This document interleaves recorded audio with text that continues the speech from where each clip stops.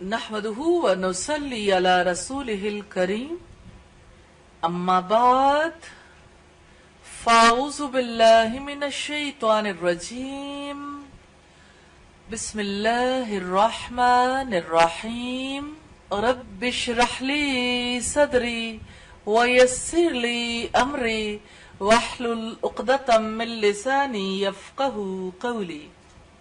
آج ہم جس خاتون کا تذکرہ پڑھنے جا رہے ہیں ویسی خاتون ہیں جن کے بارے میں اچھے جذبات دل کے اندر لانا بہت مشقت والا کام ہے، لیکن اس اعتبار سے آج کی یہ پریکٹس بہت زیادہ نفع دے گی کہ اگر اس خاتون کے اسلام کو محمد رسول اللہ صلی اللہ علیہ وسلم نے قبول کر لیا تو ہم محمد صلی اللہ علیہ وسلم پر ایمان رکھنے والی ہم بھی ان کے ایمان کو ضرور قبول کریں گے۔ اگر وہ ایمان لا کر محمد صلی اللہ علیہ وسلم کی صحابیات میں شامل ہو گئیں تو ہم بھی انہیں اسی درجے پر رکھیں گے اور ان کی شخصیت کے دونوں پہلوؤں کو دیکھیں گے، مثبت منفی جو بھی معاملات ہیں سب کو دیکھیں گے۔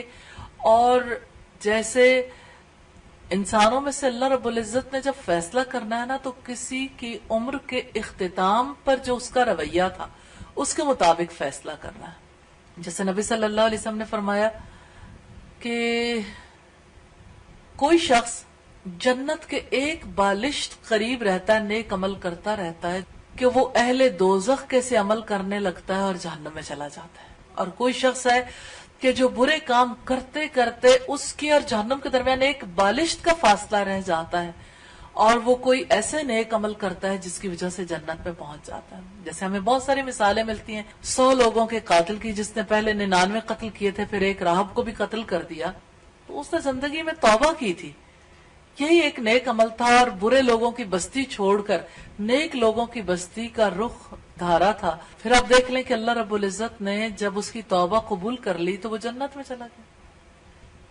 تو ہم جب کسی کی شخصیت کو دیکھیں گے تو اس کی زندگی کے آخری اعمال پر فوکس کریں گے کہ اب وہ کیسا ہے۔ ہمارے یہاں عام طور پر کسی کی توبہ کو قبول نہیں کیا جاتا، کہا جاتا ہے 900 چوہے کھا کے بلی حج کو چلی، یعنی ساری زندگی تو اتنے برے کام کیے تو اب جو ہے اللہ سے معافی مانگنے چلیں یا اللہ کے گھر جا رہے ہیں۔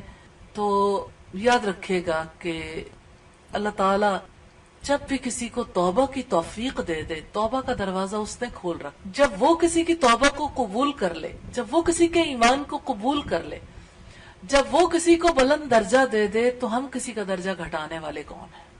آج جس خاتون کے بارے میں ہم پڑھیں گے یہ وہ خاتون ہے جنہوں نے حضرت حمزہ کا کلیجہ چبایا تھا، ہند بنت عتبہ رضی اللہ تعالی عنہ۔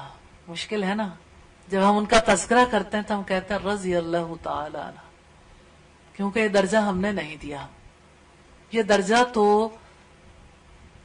نبی صلی اللہ علیہ وسلم کی صحابیہ ہونے کے ناطے انہیں مل چکا، اور ان کے بارے میں اللہ تعالیٰ نے اپنی کتاب میں یہ فرما دیا رضی اللہ عنہم ورضوا عنہ، وہ اللہ سے راضی ہو گئے اور اللہ تعالیٰ ان سے راضی ہو گیا۔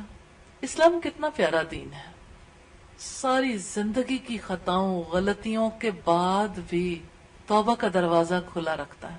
اس کے مقابلے میں دوسرے ادیان دیکھیے، جیسے کرسچینٹی، تو بندہ براہ راست کرسچینٹی میں اپنے رب سے توبہ بھی نہیں کر سکتا، اس کے لیے وہ پادری کے سامنے جائے گا، کنفیس کرے گا، پادری چاہے تو معافی لے کر دے دے اور نہ چاہے تو نہ لے کر دے، اس لیے پادری کو خوش کرنا زیادہ بڑی ذمہ داری بن جاتی۔ میں بھی پرسوں کے دن کہیں گئی تو وہاں ہادی ٹی وی لگا ہوا تھا، تو ہادی ٹی وی بچوں کا ایک پروگرام آ رہا تھا، انہوں نے کہا پلیز تھوڑی دیر کے لیے بچوں کا یہ پروگرام ضرور دیکھیے گا، تو میں نے کہا ٹھیک ہے۔ تو کوئی واقعہ وہ سنا رہی تھیں اور واقعہ سنا کے انہوں نے بہت خوبصورت چیز اخذ کروائی کہ کس طرح سے ایک بھائی اپنے حق کو دوسرے بھائی کے لیے چھوڑے گا، بہت عمدہ انداز میں۔ پھر وہ بچوں سے یہ کہہ رہی تھی کہ دیکھیں ایک بڑے بھائی کو چھوٹے بھائی کے لیے، کہ آپ اپنے حق کو اپنے بھائی کے لیے کس وجہ سے چھوڑو گے؟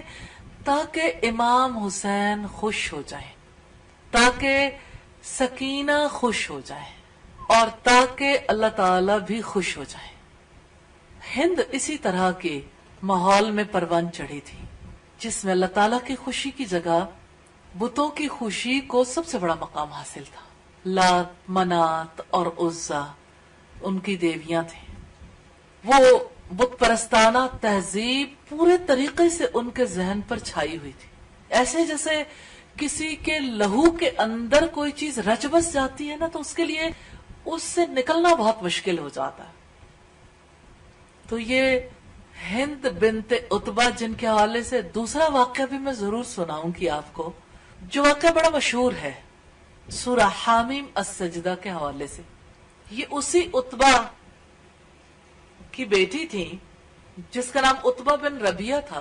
عتبہ بن ربیعہ کی بیٹی تھی کہ جس نے مشرکین مکہ سے کہا تھا کہ جیسے آپ محمد کا راستہ روکنا چاہتے ہو اس طرح اس کا راستہ روکا نہیں جا سکتا، مجھے اجازت دو میں اس کے ساتھ جا کر کچھ بات کر لوں۔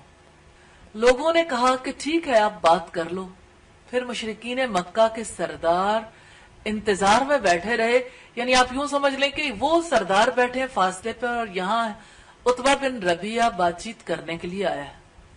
اس نے نبی صلی اللہ علیہ وسلم کے پاس آ کر کہا یہ سیرت ابن ہشام کا واقعہ ہے اور اس کی روایت سیرت کی بہت سی کتب میں اور کتب تفاسیر میں بھی ملی۔ کہنے لگا بھتیجے تم نے جو دعوت دینی شروع کی ہے لا الہ الا اللہ کی، اس سے گھر گھر میں پھوٹ پڑ گئی، شوہر بیوی سے، ماں باپ اپنی اولاد سے، رشتہ دار سے جدا ہو گیا۔ آؤ کسی ایسی بات پر سمجھوتا کر لیں کہ جس کے بعد یہ ماحول پہلے جیسا ہو جائے۔ اگر تم کسی حسین عورت سے نکاح کرنا چاہتے ہو تو تمہارا نکاح کروا دیتے ہیں، اگر تم سردار بننا چاہتے ہو تو تمہیں سردار مان لیتے ہیں، اگر تم دولت کے حصول کے لیے سارا سلسلہ کر رہے ہو تو تمہارے قدموں میں دولت کے ڈھیر لگا دیتے ہیں، اور اگر تم پر ہمارے بتوں کی مار پڑ گئی یا دیوانگی لاحق ہے تو تمہارا علاج کروا دیتے ہیں۔ اس پر نبی صلی اللہ علیہ وسلم نے اس سے پوچھا کہ عتبہ جو کچھ تم نے کہنا تھا کہہ لیا یا ابھی کچھ باقی ہے؟ اس نے کہا میں نے جو کہنا تھا کہہ لیا۔ اس پر آپ صلی اللہ علیہ وسلم نے سورہ حامیم السجدہ کی پہلی آیت سے تلاوت شروع کی اور آیت نمبر 38 پہ پہنچ کے آپ نے سجدہ کیا اور آپ نے کہا عتبہ جو میں نے کہنا تھا وہ میں نے کہہ دیا، اب تمہارا جو جی میں آئے کرو۔ تو آپ سورہ حامیم السجدہ کی 38 آیات کو آج ضرور جا کے پڑھیے گا کہ اس میں کیا تھا جو آپ نے دعوت دی۔ اور عتبہ کے چہرے کا رنگ بدل گیا، جب عتبہ سن رہا تو اس کے چہرے کے تاثرات بدل رہے تھے، اور جب قوم عاد کی تباہی کی بات آئی کہ تم پر بھی ویسا ہی عذاب نہ آ جائے جیسے قوم عاد پر آیا تو اس نے رسول اللہ کے منہ پر ہاتھ رکھ دیا کہ رحم کر دو اپنی قوم پر۔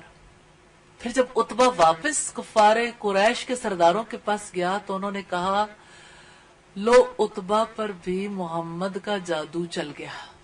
یہ واقعہ میں نے آپ کے سامنے اس لیے رکھا ہے کہ آپ کو یہ پتا چل جائے کہ ہند نے کیسے باپ کے زیر سایہ زندگی گزاری تھی، کہ وہ نظام کفر کو بچانے کے لیے اور اپنی بت پرستانہ تہذیب کو بچانے کے لیے کس طرح سے سمجھوتے کرنے کے لیے نبی صلی اللہ علیہ وسلم کو آمادہ کرنے کے لیے کیسی کیسی صورتیں اختیار کرتا تھا۔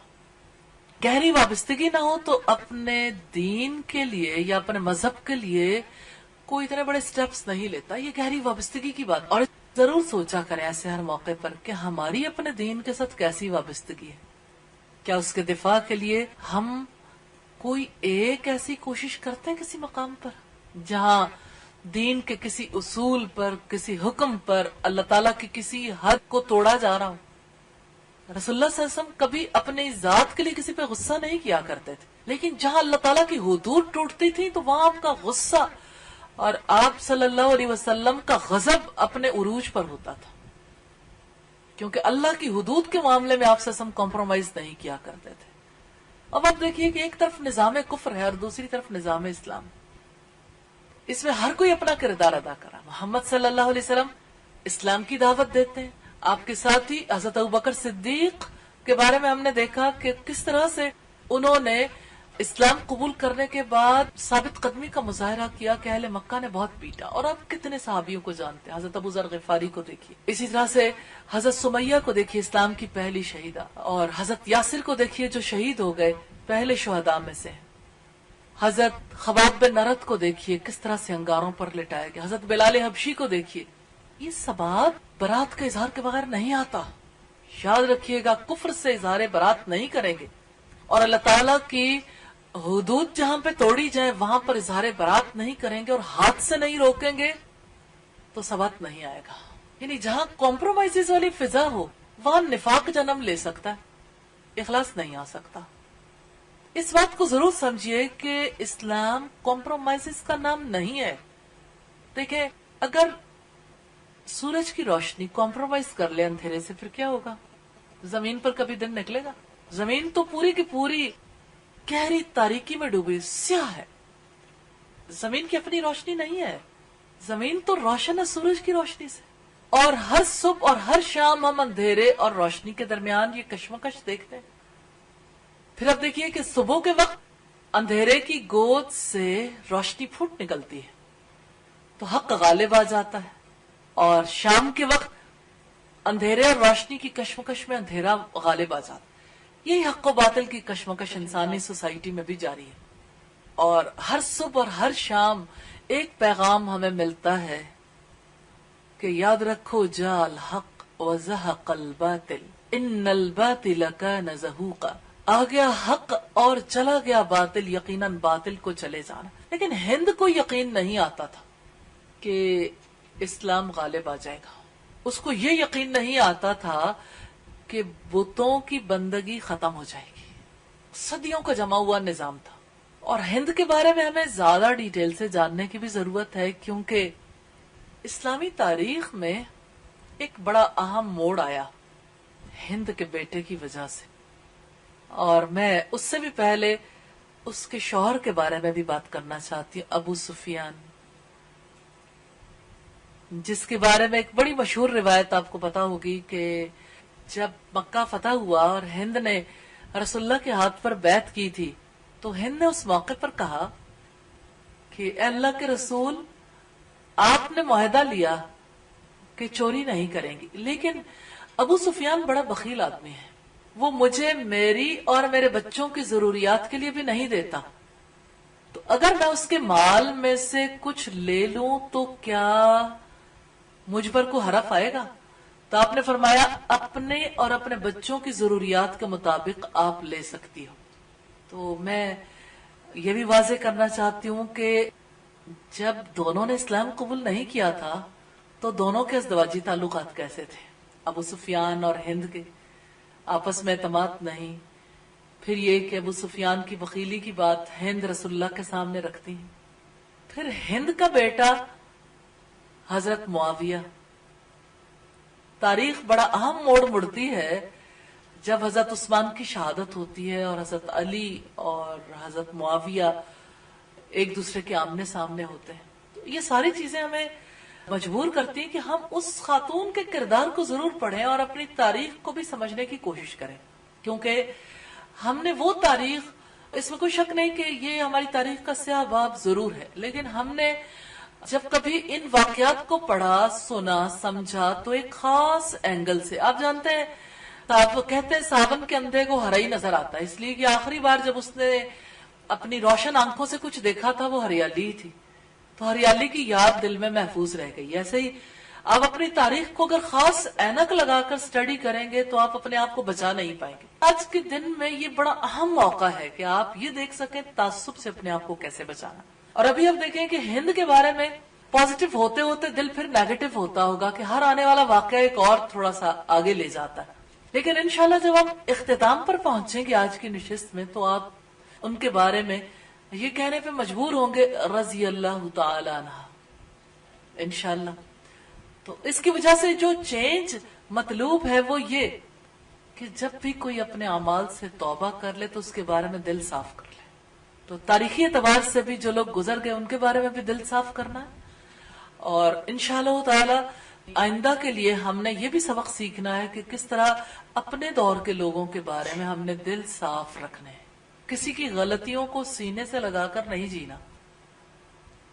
غلطی کے بارے میں اسلام کا جو موقف ہے وہ یہ کہ جس نے خطا کی وہ استغفار کرے، جس کے حق میں اس نے زیادتی کی ہے اس سے معافی مانگے اور استغفار کی روش پر گامزن رہے، لیکن آگے قدم بڑھائے، گلٹ میں نہ رہے. کیونکہ عیسائیوں کے یہاں تو یہ سلسلہ ہے کہ پادری کے سامنے کنفیس کرتے ہیں اور پادری چاہے تو معافی لے کر دیتا ہے، یہ بھی اس کا اپنا خیال ہے.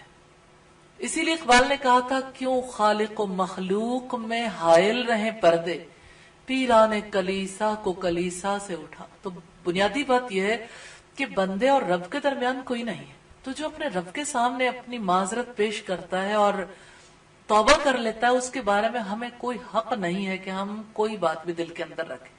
اور ہمارے لیے اس بارے میں نبی صلی اللہ علیہ وسلم کا اسوہ روشن مثال ہے. تو انشاءاللہ ہم اسی حوالے سے اس کو دیکھیں گے.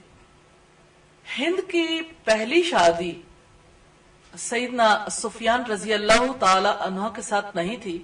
زمانہ جاہلیت میں سیدہ ہند کا شوہر فاقہ بن مغیرہ مخزومی تھا. اس نے ایک مہمان خانہ بنا رکھا تھا. لوگ اس میں بغیر کسی پیشگی طلع کے بھی رہائش رکھ سکتے تھے. ایک مرتبہ جب سارے مہمان چلے گئے تو ہند کا شوہر کسی کام کی غرض سے چلا گیا. ہند نے دیکھا مہمان خانہ خالی ہے، وہاں آرام کرنے کی غرض سے چلی گئی، سو گئی.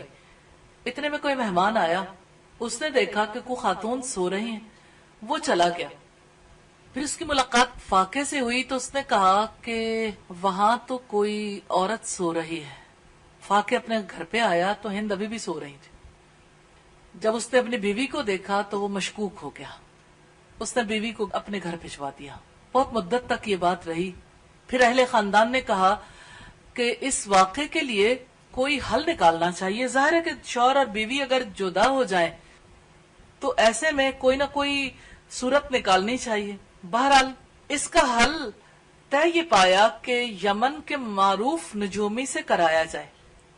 تو یہ بات ہند کے والد اور اس کے شوہر کے درمیان طے ہوئی تھی. دونوں وہاں پہنچے، صورتحال سے آگاہ کیا. ہند کے ساتھ چند اور خواتین بھی تھیں. نجومی نے ان عورتوں پر نگاہ ڈالتے ہی ہند کی طرف اشارہ کرتے ہوئے کہا یہ خاتون بد کردار نہیں ہے. یہ بہت بڑی بات ہے سیدہ ہند کے حوالے سے کہ جاہلی دور میں بھی کس طرح انہوں نے اپنی عفت و عصمت کو بچا کے رکھا تھا. پھر اس نے کہا مستقبل میں اس کے ہاں بیٹا ہوگا جو بادشاہ بنے گا. نجومی کے منہ سے یہ بات سن کر ہند کا شوہر آگے بڑھا، معذرت کی، اپنے ساتھ چلنے کے لیے کہا، لیکن ہند نے صاف لفظوں میں انکار کر دیا کہ میں ایسے شخص کے ساتھ زندگی بسر نہیں کر سکتی. میری راہ اس سے جدا ہے. ایسا وہمی شخص میرا رفیق حیات نہیں ہو سکتا. تو ہند کے کردار کے حوالے سے دو بڑی باتیں سامنے آئیں. ایک تو یہ بات آئی کہ ہند بد کردار عورت نہیں تھی، ان کے کردار کی گواہی ملی اس کے شوہر کو بھی. دوسری بات یہ ہے کہ ہند جرأت والی خاتون تھی اور جرأت اظہار بھی جانتی تھی اور مصلحتوں کو پیش نظر نہیں رکھتی تھی. اس نے یہ نہیں سوچا کہ اچھا میں اب اس شوہر کے ساتھ نہیں رہوں گی، میرا کیا بنے گا، پھر میں کہاں جاؤں گی، پھر کیا ہوگا، وغیرہ وغیرہ. جیسے ہمارے یہاں کی خواتین بزدل اور کمزور خواتین اس طرح کی چیزوں کو سامنے رکھتے ہوئے ہمیشہ تکلیف دہ ماحول میں رہنا پسند کر لیتی ہیں کہ چلو گزارا کرنا. گھر والے بھی یہی کہتے ہیں کہ بیٹا اب اور کیا ہو سکتا ہے، یہی گزارا کرو. تو اس سے عربوں کے مزاج کا بھی پتہ چلتا ہے، لیکن سیدہ ہند کے کردار کا بھی پتہ چلتا ہے کہ انہوں نے اپنے شوہر کو خیر بات کہہ دیا کیونکہ انہوں نے اپنے کردار کی گواہی تک تو برداشت کیا. یہ بات کسی عورت کے لیے اتنا بڑا داغ ہے، دھبا ہے، چاہے وہ کسی بھی ماحول سے تعلق رکھتی ہو، کسی بھی مذہب سے تعلق رکھتی ہو، اگر وہ صاحب کردار ہے کہ کوئی اس کے کردار پر کیچڑ اچھال دے. تو جب یہ گواہی مل گئی تو اس کے بعد انہوں نے اس کے ساتھ رہنے سے انکار کر دیا. تو اس لحاظ سے ہم دیکھتے ہیں کہ سیدہ ہند بولڈ خاتون تھی اور سٹیپ لینا جانتی تھی. آپ اس اعتبار سے دیکھ سکتے ہیں کہ ان کے اندر کی خوبیاں کیسی تھیں. اور پھر یہ ہے کہ صاحب کردار ہونے کی وجہ سے ان کے کردار کی عظمت کا مزید پتہ چلتا ہے. پھر یوں ہوا کہ سیدہ ہند کی شادی ابو سفیان بن حرب کے ساتھ ہو گئی اور دونوں کا رسول اللہ کے ساتھ دشمنی اور مسلمانوں کے ساتھ لڑائی پر اتفاق ہو گیا. دونوں نے اس راہ میں ایڑی چوٹی کا زور لگا دیا. یہاں سے یہ بھی پتہ چلتا ہے کہ ایک بڑی فطری سی بات ہے کہ ہر اتفاق کی طے میں سم ٹائمز مشترکہ مقاصد ہوتے ہیں اور بعض اوقات مشترکہ دشمنی بھی ہوتی ہے. یعنی مشترکہ دشمنی جو ہے لوگوں کو ایک مقصد پر اکٹھا کر دیتی ہے. جیسے اس وقت بھی دیکھیں مسلمانوں کی دشمنی میں یہود اور عیسائی اکٹھے، حالانکہ قرآن یہ کہتا ہے کہ یہ اکٹھے نہیں ہو سکتے، ان کے دل آپس میں بھی پھٹے ہوئے ہیں. لیکن کل رسول اللہ کے عہد میں بھی یہ لوگ اکٹھے ہو گئے تھے. تو مشترکہ دشمن لوگوں کو ایک کر دیتا اور مشترکہ مقاصد ایک کر دیتا، اور اس کا مقصد یہ تھا رسول اللہ صلی اللہ علیہ وسلم کے خلاف محاذرہ کرنا. تو اس لحاظ سے ایک اور مضبوط گھرانہ بن گیا رسول اللہ صلی اللہ علیہ وسلم کے خلاف محاذرہ کرنے والا. ہند جس گھرانے سے تعلق رکھتی تھی اس گھرانے کے افراد میں جیسے ان کا بھائی شیبہ تھا جو غزوہ بدر میں مارا گیا، اور خود عتبہ بھی غزوہ بدر میں مارا گیا. ہند کی والدہ کا نام صفیہ بنت امیہ تھا اور بیٹے کا نام معاویہ بن ابی سفیان. ہند کے یہاں ابو سفیان سے ایک بیٹا پیدا ہوا جس کا نام معاویہ تھا. ایک دن ہند نے اپنے چھوٹے بیٹے معاویہ کو پکڑا ہوا تھا. دونوں کہیں جا رہے تھے. کسی نے کہا اگر تیرا یہ بیٹا زندہ رہا تو یہ اپنی قوم کا سردار بنے گا. سیدہ ہند فرمانے لگی صرف اپنی قوم کا؟ میں تو اسے دنیا بھر کا سربراہ بنتے ہوئے دیکھنا چاہتی ہوں. اگر یہ صرف اپنی قوم کا سردار بنا پھر اس کا کیا کمال ہوا.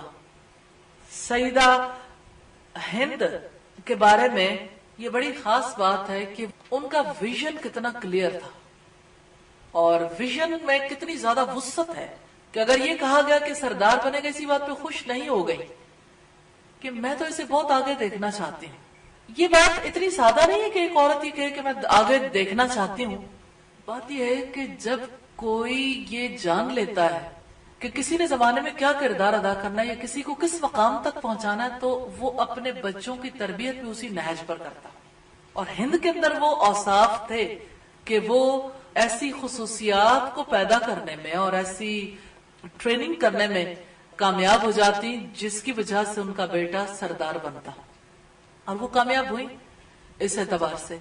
کہاں تک یہ ہم جب پڑھیں گے سیدنا معاویہ بن ابی سفیان کے حالات تو انشاءاللہ اس میں ہم دیکھیں گے کہ کس طرح ان میں کون سی ایسی خصوصیات تھیں. لیکن ایک حدیث جو ان کے بیٹے کی روایت سے ہمیں ملتی ہے اس سے ہمیں بہت کچھ پتہ چلتا ہے سیدنا معاویہ بن ابی سفیان کے حوالے سے. وہ حدیث آپ بہت زیادہ دہراتے ہیں کہ نبی صلی اللہ علیہ وسلم کا فرمان ہے مَن یُرِدِ اللَّهُ بِهِ خَيْرًا یُفَقِّهُ فِی الدِّینِ. جس کے ساتھ اللہ تعالیٰ بھلائی کا ارادہ کرتا ہے اس کو دین کی سمجھ عطا فرماتا ہے. اور یہ بات حقیقت ہے کہ اللہ تعالیٰ نے اس گھرانے کے ساتھ بھلائی کا ارادہ کر لیا تھا. سیدہ ہند کے ساتھ بھی، ان کے بیٹے معاویہ بن ابی سفیان کے ساتھ بھی، اور خود ابو سفیان کو بھی اسلام قبول کرنے کی توفیق عطا فرمائی. پھر ہند کے وہم و گمان میں بھی نہیں تھا کہ اس کی زندگی میں کوئی ایسا حادثہ پیش آئے گا جس کی وجہ سے وہ ایک خاص کردار ادا کرے گی. ہوا یوں کہ مسلمانوں اور کافروں کے درمیان ایک جنگ ہوئی، پہلی جنگ جسے جنگ بدر کہتے ہیں، غزوہ بدر. اس غزوے میں ہند بھی شامل تھی، اس کا بھائی بھی، باپ بھی، شوہر بھی. اور آپ کو یاد ہوگا ہم نے ام فضل کے حالات کے حوالے سے ابو سفیان کی بات دیکھی تھی. ابو سفیان تھا جس نے آ کر یہ بتایا تھا کہ میدان بدر میں بڑے بڑے افراد مارے گئے.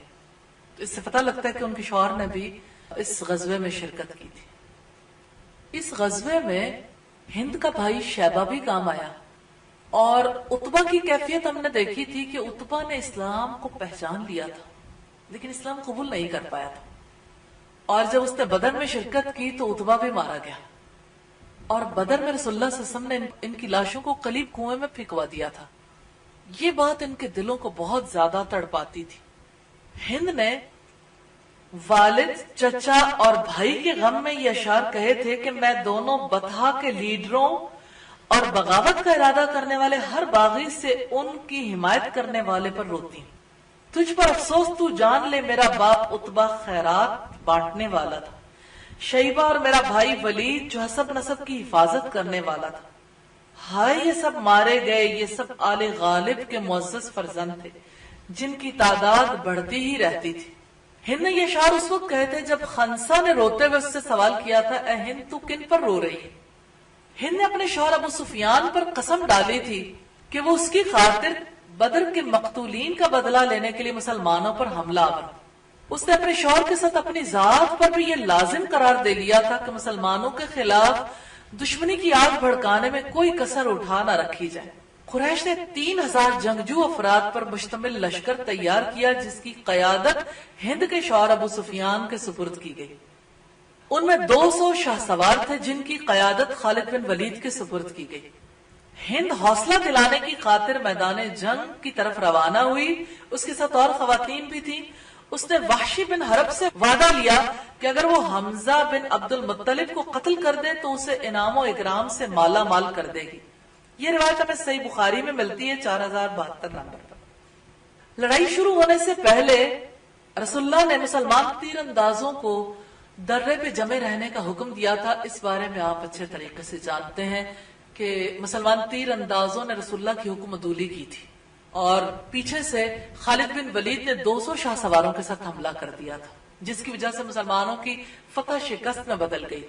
بہرحال ہند بنت عتبہ اور اس کی سہیلیاں دف بجاتے اور رقص کرتے ہوئے یہ گیت گانے لگی، نحن بنات طارق نمشی علی النمارق، ہم عزیز قبیلے کی بیٹیاں ہیں، ہم قالینوں پر چلتی ہیں، اگر تم پیش قدمی کرو گے تو ہم تم سے گلے ملیں گی اور اگر تم پیچھے ہٹ جاؤ گے تو ہم تمہیں چھوڑ دیں گی، اس شخص کے چھوڑ دینے کی طرح جو محبت کرنے والا نہیں ہوتا۔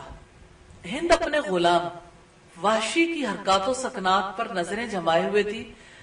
وہ اسے کہہ رہی تھی کہ ابو دسما کیا دیکھتے ہو، دشمن پر ایسی کاری ضرب لگاؤ کہ دل خوش ہو جائے۔ وحشی نے اپنا نیزہ پکڑا اور اپنا نشانہ سیدنا حمزہ کی طرف سیدھا کیا۔ جب اسے یقین ہو گیا نشانہ خطا نہیں جائے گا تو پورے زور سے نیزہ ان کی طرف پھینک دیا، جو برق رفتاری سے اللہ کے شیر سیدنا حمزہ بن عبد المطلب کے جسم میں پیوست ہو گیا، اور سیدنا حمزہ رضی اللہ تعالیٰ عنہ اپنی تلوار سے متعدد مشرکین کو موت کے گھاٹ اتارنے کے بعد جام شہادت نوش کرتے ہوئے زمین پر گر گئے۔ ہند کی دلی تمنا پوری ہوئی، اپنا خنجر ہاتھ میں لیے سیدنا حمزہ کی لاش کی طرف لپکی، اس نے اپنے خنجر کا وار کر کے ان کی ناک اور کان کاٹ دیے، پھر پیٹ چاک کر کے جگر نکالا، اسے اپنے دانتوں سے چبانے لگی، چبا کر اسے باہر پھینک دیا، نگل نہیں سکی۔ یہ روایت صحیح بخاری کی ہے اور حدیث کا نمبر ہے 4072۔ اس غزوہ میں آپ جانتے ہیں کہ رسول اللہ کے سر کی خود بھی ٹوٹ گئی تھی، جس سے آپ کی پیشانی زخمی ہو گئی تھی، اور اس غزوے میں مسلمانوں کا کافی نقصان ہوا۔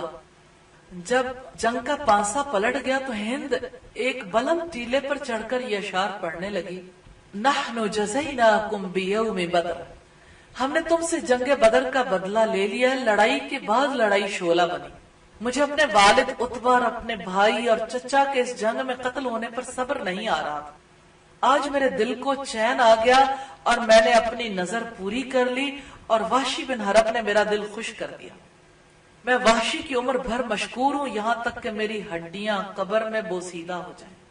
پھر ہند دوسری طرف ہو کر یہ شعر کہنے لگی، احد کے دن حمزہ کے قتل سے میرے دل کو چین آ گیا، حتیٰ کہ میں نے اس کے پیٹ کو جگر والی جگہ سے چیر دیا، اس سے میرے دل کے غم کی سخت جلن چلی گئی جس کو میں ہر وقت محسوس کرتی تھی۔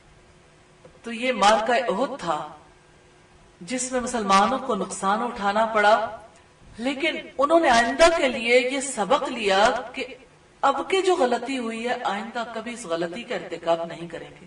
دین اسلام کے احکامات اللہ تعالیٰ نے نازل کیے ہیں، وحی کے ذریعے سے اپنے رسول مقبول کو اللہ تعالیٰ نے آگاہ کیا تاکہ لوگوں کو جہالت کی تاریکیوں سے نکالیں اور سیدھے راستے کی طرف گامزن کریں۔ تو جو سبق لیا تھا وہ یہ کہ سالار لشکر کی ہمیشہ اطاعت کریں، کہ انہوں نے رسول اللہ کی حکم عدولی کی تھی، آئندہ کے لیے انہیں پتا چل گیا کہ حکم عدولی کرنے کا کیا نقصان۔ تو اس سبق کے ساتھ غزوہ احد تو اپنے اختتام کو پہنچا۔ پھر حالات نے پلٹا کھایا، غزوہ احزاب ہوا، پھر حدیبیہ کا مارکہ ہوا۔ مارکہ اس اعتبار سے کہ اگرچہ جنگ نہیں ہوئی تھی لیکن مسلمانوں نے بغیر جنگ کیے بہت ساری چیزیں منوا لی تھی۔ حتیٰ کہ مکہ میں داخلے کا حق بھی انہیں دے دیا گیا تھا، اگرچہ انہیں اس وقت پہ واپس پلٹنا پڑا۔ پھر اس کے بعد مکہ فتح ہوا۔ جب آپ صلی اللہ علیہ وسلم لشکر اسلام کے ساتھ مکہ کی طرف روانہ ہوئے تاکہ مکہ معظمہ کو شرک کی آلائش سے پاک کر دیں، تو اہل ایمان کا لشکر مکہ کی گھاٹیوں میں پہنچا تو ابو سفیان سیدنا عباس بن عبد المطلب کے اور دیگر چند قریشی سرداروں کے ہمراہ چلا آ رہا تھا۔ اس نے لشکر اسلام کو دیکھا تو سیدنا عباس سے کہا، تیرے بھائی کا بیٹا تو آج بادشاہ دکھائی دیتا ہے، یعنی رسول اللہ صلی اللہ علیہ وسلم۔ سیدنا عباس نے کہا، یہ اس کے سچے نبی ہونے کی علامت ہے۔ ابو سفیان نے کہا، کیا خیال ہے ہمیں اس موقع پر کیا کرنا چاہیے؟ سیدنا عباس نے کہا، میری رائے یہ ہے کہ آپ رسول اللہ کی خدمت میں جا کر اسلام قبول کرنے کا اعلان کر دیں، بہتری اور نجات اسی میں۔ یہ سیرت ابن ہشام کی روایت ہے۔ پھر حضرت عباس ابو سفیان کو لے کر مر الزہران کے مقام پر رسول اللہ کی خدمت میں حاضر ہوئے۔ سیدنا عباس نے عرض کیا کہ اللہ کے رسول، ابو سفیان اپنے لیے کوئی اعزاز پسند کرتا ہے، اگر آپ اس کے لیے کچھ ارشاد فرما دیں تو مناسب ہوگا۔ آپ نے فرمایا، ہاں، آج جو بھی ابو سفیان کے گھر داخل ہو جائے اسے کچھ نہیں کہا جائے گا، وہ امن میں ہوگا۔ جو آج اپنے گھر میں داخل ہو کر دروازہ بند کر لے گا اسے بھی کچھ نہیں کہا جائے گا، وہ بھی امن میں ہوگا۔ یہ روایت سنن نبی داؤد کی ہے 3021 اور 22 نمبر پر۔ پھر جب ابو سفیان نے اسلام قبول کر لیا تو اس نے اپنی بیوی کو جا کر یہی کہا کہ تم بھی اسلام قبول کر لو۔ اس کی بیوی کے ساتھ اس کا کیا مکالمہ ہوا! ہند نے جب اپنے شوہر کی بات سنی تو اس کے ہوش اڑ گئے۔ اس نے کہا، کیا تم ہوش میں ہو؟ کیا تمہارے حواس ٹھیک ہے؟ تم اپنی قوم کے بدترین سربراہ ثابت ہوئے۔ مکہ والوں، اس غدار کو قتل کر دو۔